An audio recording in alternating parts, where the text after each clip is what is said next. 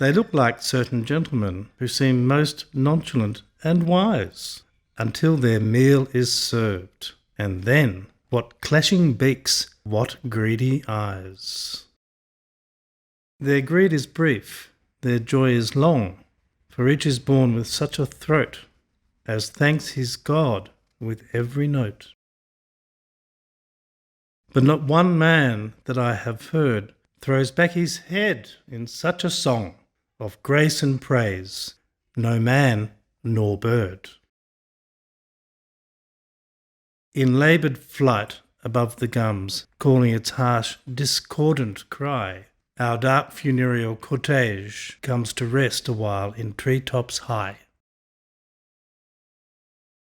That sulphur-crested bird with great white wings, the wise, harsh bird, as old and wise as time, whose well dark eyes the wonder kept and closed.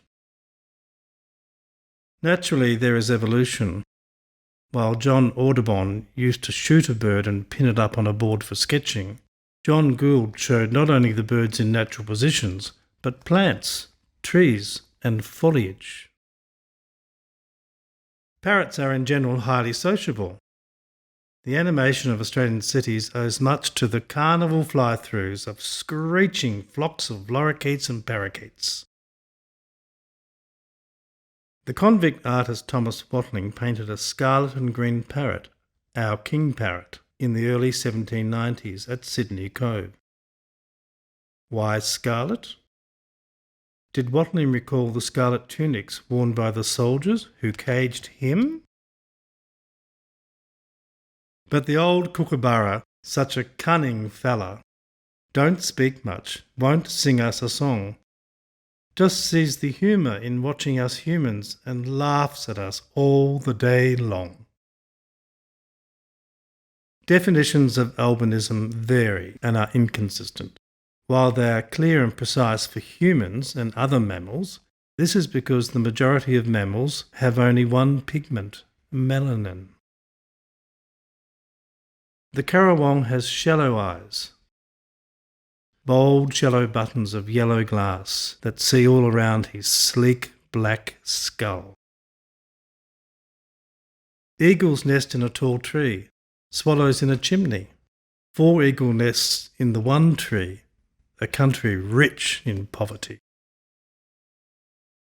Hope is the thing with feathers that perches in the soul and sings the tune without the words and never stops at all. He became conscious of an obscene power of which the evil birds were a manifestation, a power malefic, wide-winged triumphant with cruel beak and tearing talons. Tawny frogmouths have massive ossified bills surrounded by a forest of rictal bristles. These are stiff, modified feathers that protect the eyes of insectivorous birds from the scales of moths and other invertebrate prey. On a few occasions I have noticed birds singing very quietly to themselves, as if practising their repertoires. I have heard magpies, butcher birds, currawongs, and orioles engaged in this very quiet singing. In each circumstance the birds have been easily approached, as if so inwardly focused that they were unaware of their surroundings. Apart from enjoying these experiences, I hadn't given them any further thought until recently, when I came across the beautifully evocative term whisper songs. During the day, Papuan frogmouths spend their time motionless, often with their eyes closed to protect their sensitive retina from the harsh sunlight.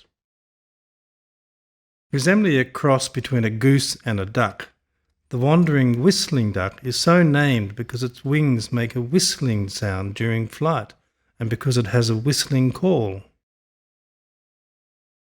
Because it is mainly dry, Australia doesn't have many waterfowl, a mere 22 species in the whole continent, against 29 in much smaller Britain and 42 in Alaska.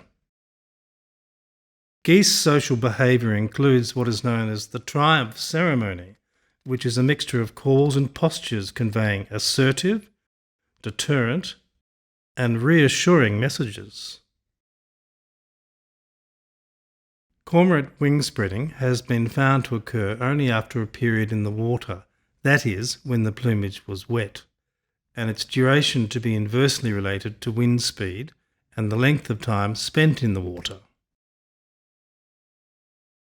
The skeleton of pelicans is more pneumatic, i.e. filled with air, than that of other birds, and weighs a mere 10% of their total body weight of around 5 kilograms. A study of crested tern diet and foraging behaviour found that adults selected higher quality prey for their chicks compared to what they consumed themselves.